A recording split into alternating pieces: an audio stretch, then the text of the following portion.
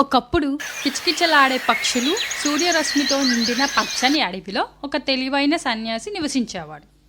అతను నిశ్శబ్ద ప్రవాహం దగ్గర వెదురు మరియు ఆకులతో ఒక చిన్న సరళమైన గుడిసెను నిర్మించాడు. అతను శక్తివంతమైన మాయాజాల బహుమతి కలిగి ఉన్నాడు. ఒకరోజు మధ్యాహ్నం సన్యాసి ఒక మర్రి చెట్టు కింద కూర్చొని ధ్యానం చేస్తున్నాడు. అతను తన గుడిసె లోపల ఒక శబ్దం విన్నాడు. లోపలికి వెళ్ళి చూడగా భయంతో వణుకుతున్న ఒక చిన్న ఎలుకను చూశాడు. దాని చిన్న హృదయం వేగంగా పరిగెత్తుతోంది. సన్యాసి మెల్లగా ఇలా అడిగాడు, చిన్న, ఎందుకు నువ్వు అంత భయపడుతున్నావు? ఎలుక అరుస్తూ, ఒక పిల్లి నన్ను వెంబడిస్తోంది, దయచేసి నన్ను రక్షించండి అని అరిచింది. కరుణతో కలిగిన సన్యాసి ఒక క్షణం ఆలోచించి, నువ్వు చిన్నవాడి కాబట్టి భయపడ్డావు, నేను నీకు సహాయం చేస్తాను అని అన్నాడు. తన చేతిని ఊపుతూ కొన్ని మాటలతో అతను తన మాయాజాలాన్ని ఉపయోగించి ఎలుకను బలమైన అందమైన పిల్లిగా మార్చాడు. కొత్తగా రూపం పొందిన పిల్లి ఆశ్చర్యంగా సంతోషంగా గుడిసె నుండి బయటకు పరిగెత్తింది.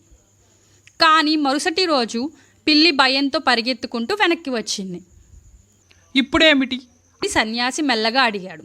పిల్లి అరిచింది, ఆ ఒక అడవి కుక్క నన్ను వెంబడిస్తోంది, దయచేసి మళ్ళీ నాకు సహాయం చేయండి.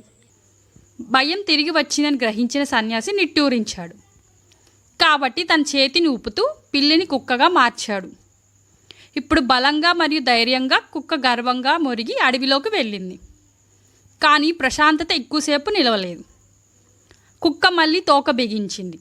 భయంతో అరుస్తూ తిరిగి వచ్చింది. నువ్వెందుకు తిరిగి వచ్చావు?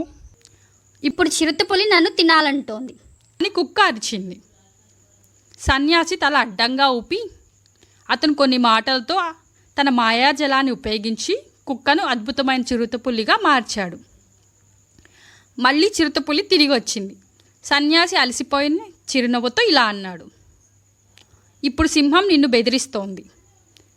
చిరుతపులి తల ఊపింది. సన్యాసి ఆ జీవి కళ్ళల్లో ఒక చిన్న భయం ఇంకా పోలేదని చూశాడు.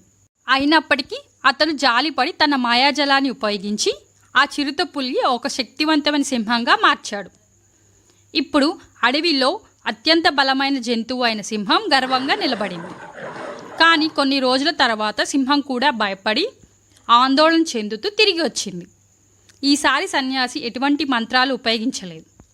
అతను నిశ్శబ్దంగా కూర్చొని, సింహంలా ఉన్న నువ్వు భయపడుతున్నావా? నీ శరీరం చాలాసార్లు మారిపోయింది, కానీ నీ మనసు ఇప్పటికీ ఎలుకలాంటిది. సింహం సిగ్గుతో తలదించుకుంది.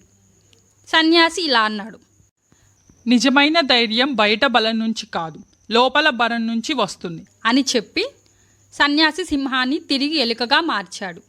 ఆ రోజు నుండి ఎలుక భయం లేకుండా జీవించింది.